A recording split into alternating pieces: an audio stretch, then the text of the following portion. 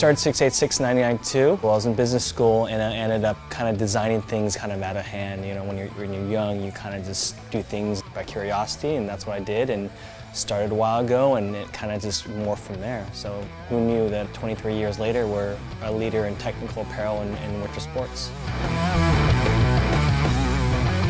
I first heard about the production car.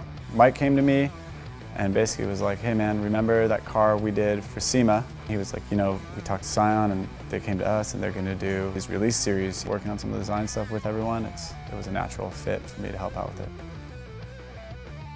Storyboard a few things, toss a few ideas back and forth, and then start really getting into the details. Scion made it really simple. They were really into the concept that we brought with our Parkland collection, where it was the mountains meet streets. So it was a natural progression from Scion, who's very street-oriented cars, 686, a very mountain-oriented company, but we also are at home here in LA. So it made sense to work with the Parkland collection, and the themes and the design language and everything for Parkland is so straightforward for us that it made it an easy translation onto the car.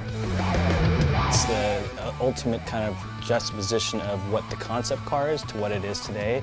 And for 686 as a brand, we are stealth in all aspects and the visual aspect, but when you get into it, you have a lot of kind of great revelations and cool things to experience.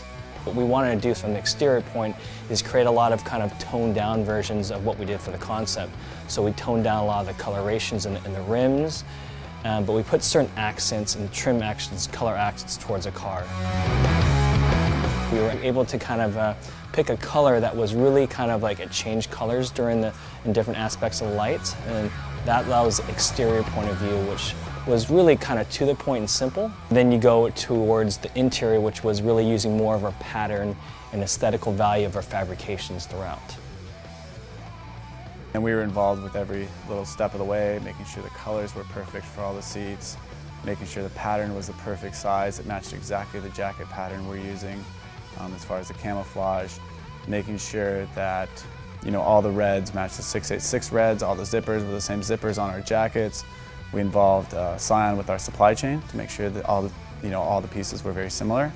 So it was a really cool process, and it was really simple. The Scion people take a lot of pride in what they do, especially with these release series. Like, they're with us every step of the way, but they also wanted to give us the freedom to design something that we felt really strong about.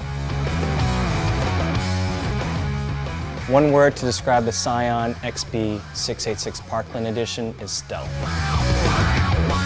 You're looking at the Scion customer and you're looking at actually the 686 customer, and they have a lot of relationships, but you also look at me like, dude, would we ride this thing? Would we buy this? We'd be like, hell yeah, we would.